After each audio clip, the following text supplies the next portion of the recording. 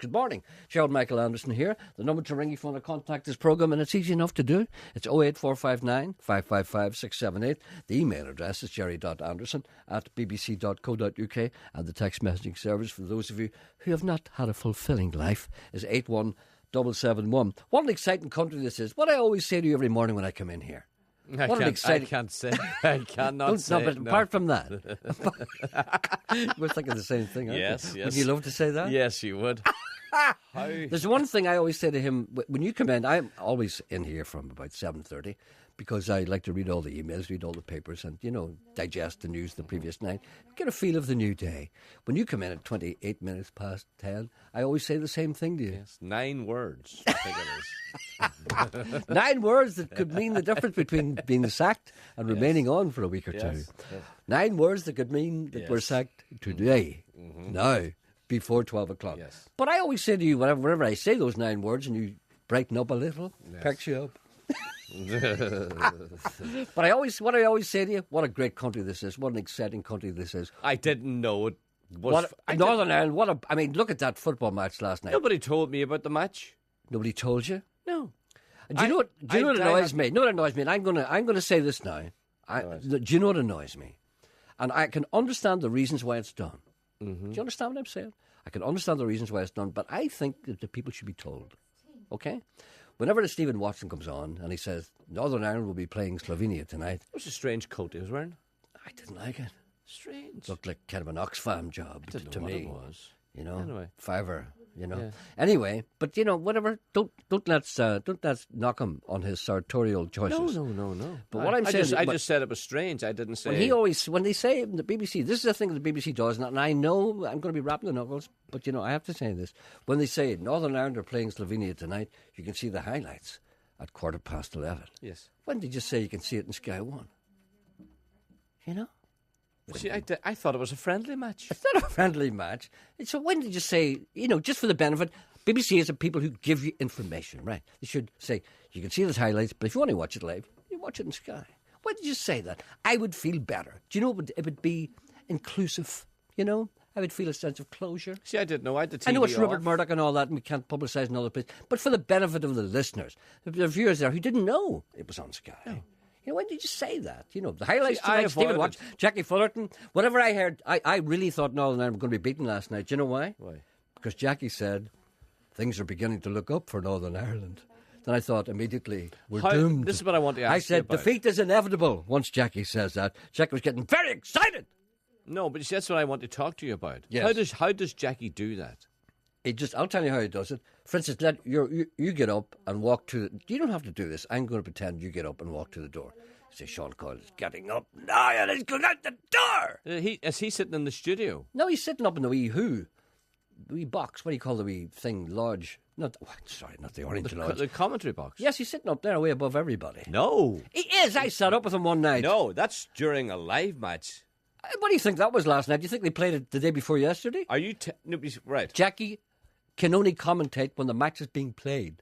When the match is being played, it's live. They film the whole match. Then they pick bits out of it. Yeah, but that don't include Pat McCourt. Yes, but do they bring in... Did you see Pat McCourt come on? They didn't sit down at the end of it. They showed all his runs. Yeah, but Jackie said he reminds him at times on George Best. But you didn't see him. They cut all his bits out. Yeah.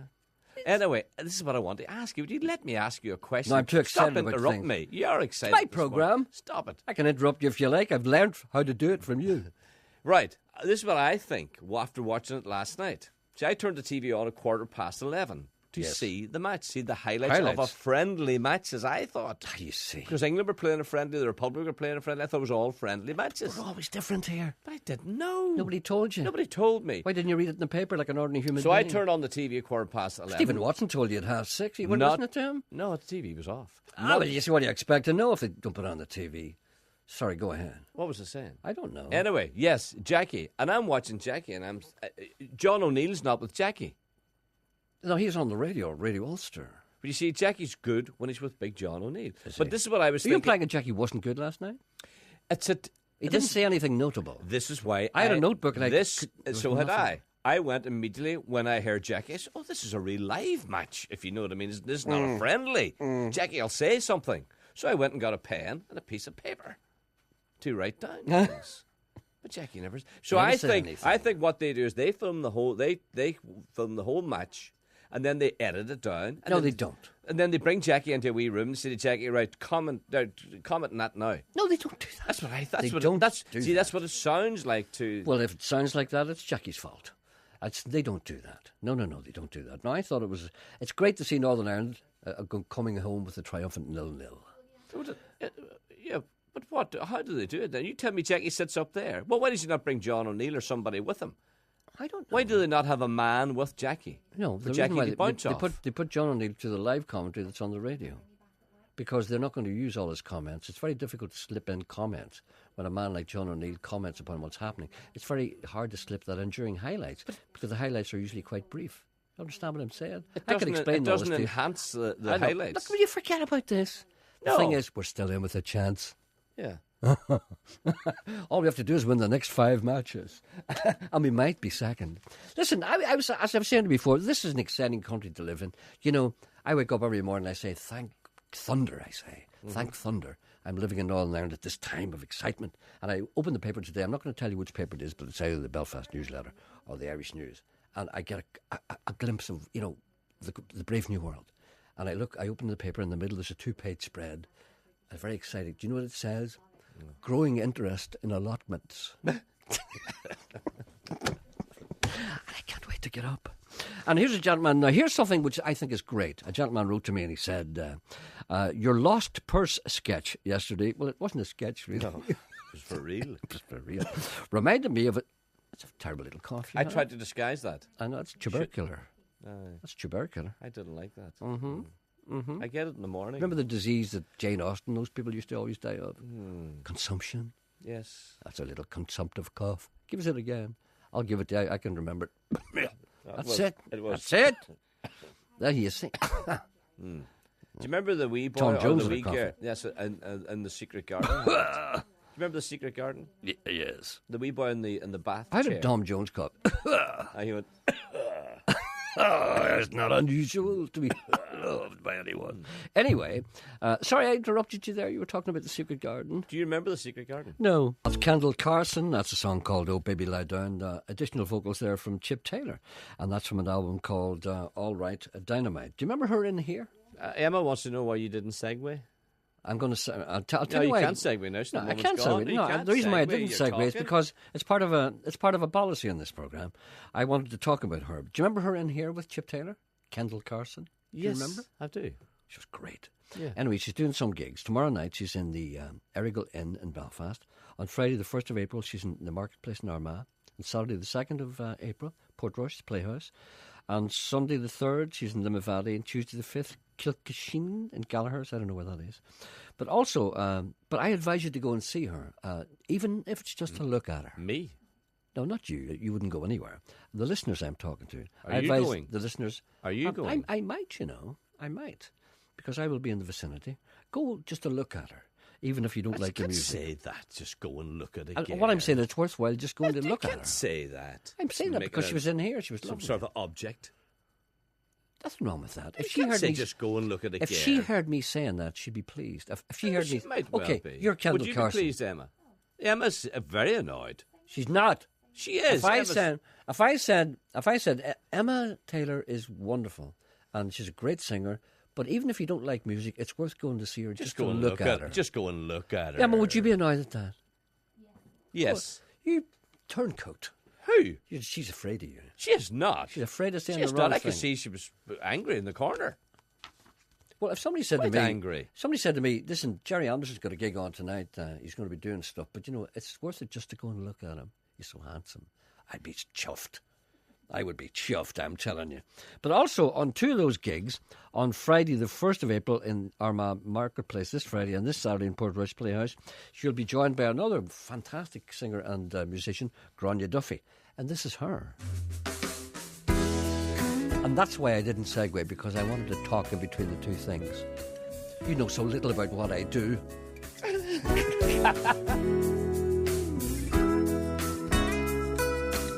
So you can go and look at the 2 of them or listen to the 2 of them on Friday and Saturday in Armagh and Portrush. So there. Good morning, everyone. How are we all today? Are we fine?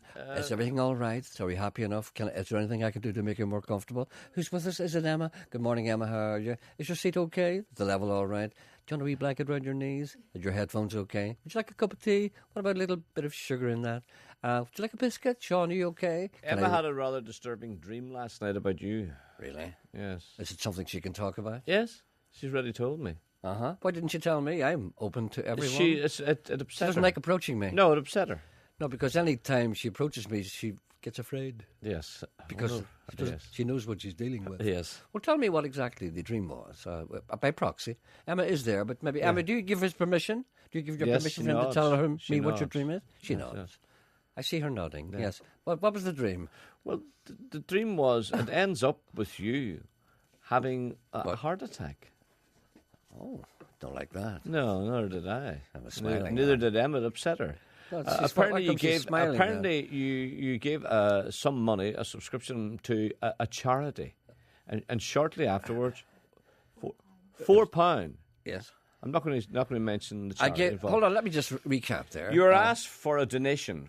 I'm being serious. I'm not trying to make light of this, but in the dream, I understand, and you gave, but it's £4.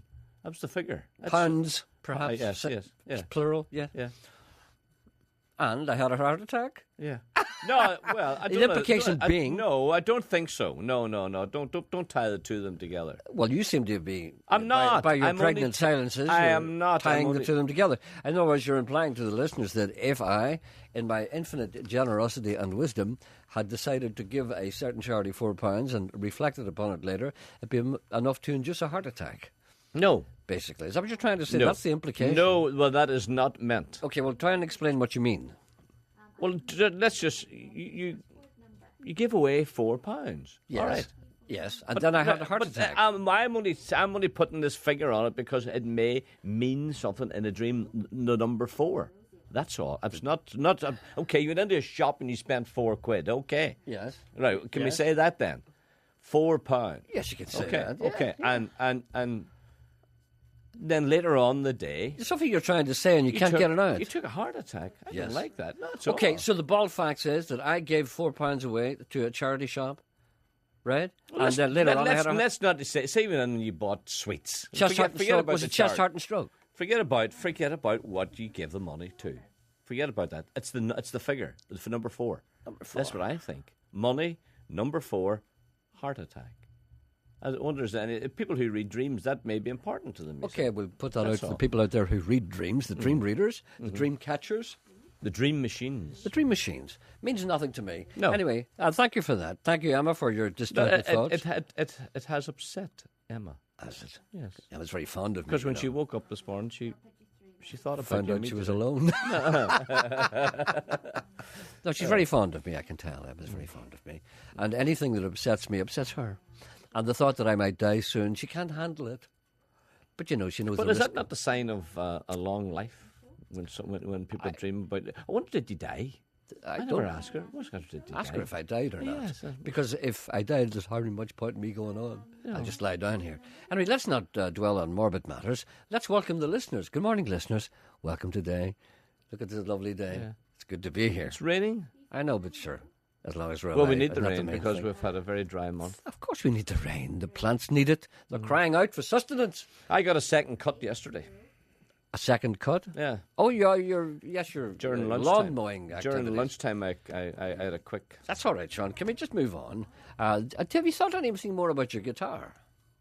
Because a gentleman very kindly sent me I haven't got the piece of paper with me, but what I can remember is that you were talking yesterday about you were in possession or had, at your disposal, a very rare Martin guitar, of which only 6 were made. Mm-hmm. And I had done a little research, and a gentleman helped me and sent me a piece of paper which indicated that there was indeed such a guitar, and only 6 were made in 1942. It's an acoustic Martin guitar worth a veritable fortune. And there is, on that piece of paper, a representation of the guitar involved. Now, I put that on your desk because you weren't there yesterday.